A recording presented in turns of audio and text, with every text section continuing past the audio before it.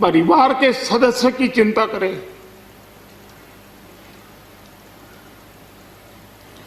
वैसी चिंता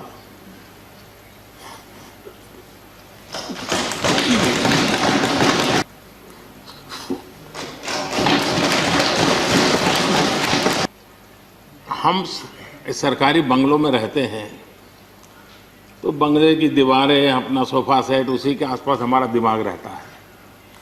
लेकिन गुलाम नबी जी ने उस बंगले में जो बगीचा बनाया है, यानी एक प्रकार से कश्मीर की घाटी की याद दिला दे, ऐसा बगीचा बनाया है। और इसका उनको गर्व भी है, वो समय देते हैं, नई नई चीजें जोड़ते हैं, और हर बार जब कंपटीशन होती है तो उनका बगलो नंबर 1 ले आता है।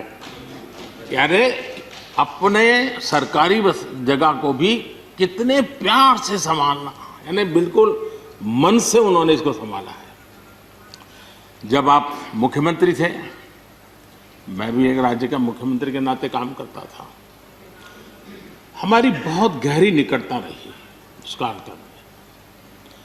शायद ही कोई ऐसी घटना मिल सकती है कि जबकि हम दोनों के बीच में कोई संपर्क सेतु ना रहा। एक बार गुजरात के यात्री, क्योंकि जम्मू कश्मीर में जाने वाले टूरिस्ट में गुजरात बहुत बड़ा नंबर रहता है, और टेररिस्टों ने पर हमला कर दिया, करीब 8 लोग शायद मारे गए। सबसे पहले गुलाम नबी जी का मुझे फोन आया,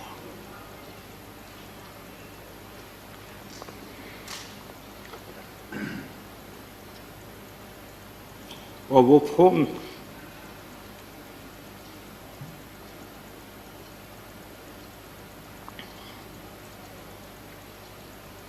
सिर्फ सूचना देने का नहीं था,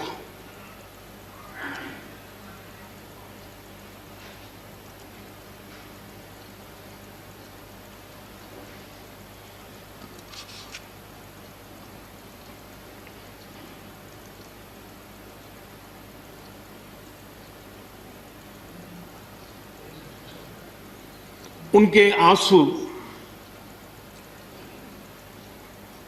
रुक नहीं रहे थे। फोन पे उस समय प्रणब मुखर्जी साहब डिफेंस मिनिस्टर थे।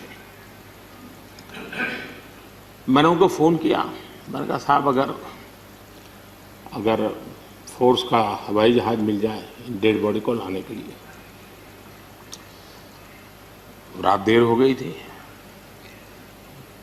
प्रणब मुखर्जी साहब ने कहा आप चिंता मत कीजिए, मैं करता हूं व्यवस्था। लेकिन रात में फिर गुलाम नबी जी का फोन आया। वे एयरपोर्ट थे,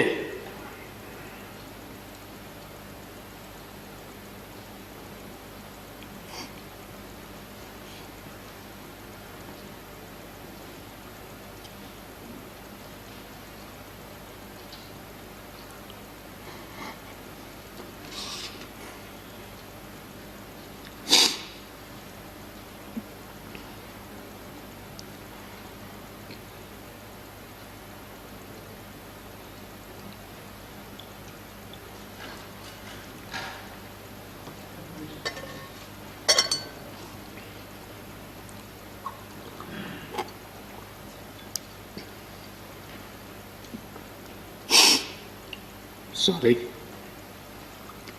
उस रात को एयरपोर्ट से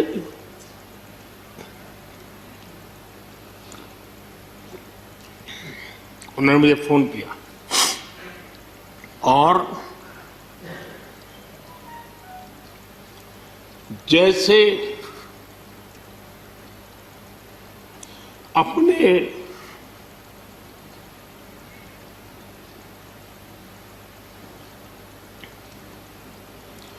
परिवार के सदस्य की चिंता करें,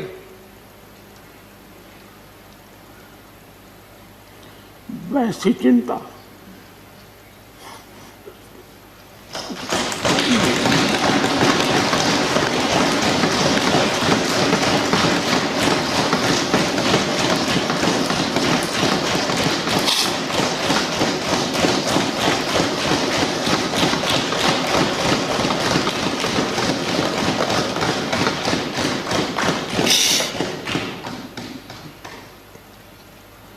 पद, सत्ता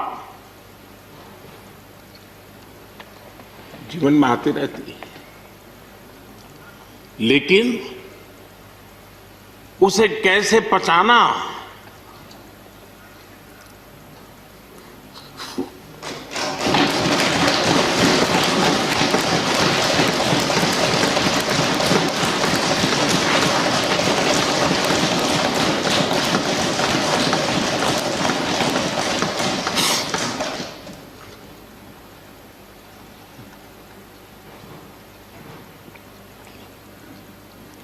मेरे लिए बड़ा भावुक पल था।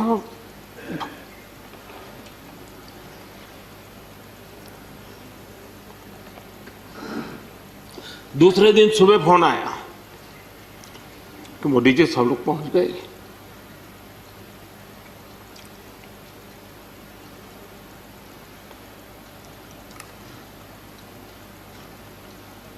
इसलिए एक मित्र के रूप में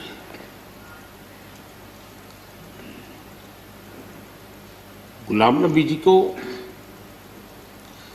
घटना और अनुभव के आधार पर मैं आदर करता हूं।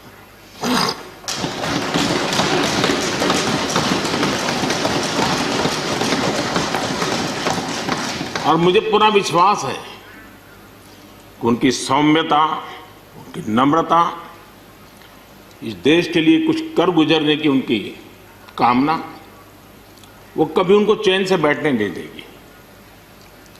और मुझे विश्वास है कि जो भी दायित्व जहां भी वो संभालेंगे, वे जरूर वैल्यू एडिशन करेंगे, कंट्रीब्यूशन करेंगे और देश उनसे लाभान्वित होगा। ये सब मेरा पक्का विश्वास है। मैं फिर एक बार उनकी सेवाओं के लिए आदरपूर्वक धन्यवाद करता हूं और व्यक्तिगत रूप से भी मेरा उनसे आग्रह रहेगा कि मन से मत मानो कि अब आप इस सदन में नहीं हो। आप के लिए मेरे द्वार हमेशा खुले, इन चारों माननीय सदस्यों के लिए खुले हैं। आपके विचार, आपके सुझाव, क्योंकि देश में सब बहुत जरूरी होता है। ये अनुभव बहुत काम आता है, मुझे मिलता रहेगा, ये अपेक्षा मैं रखता ही रहूंगा। आपको मैं निवृत्त होने नहीं दूंगा। फिर एक बार बहुत शुभकामनाएं, धन्यवाद।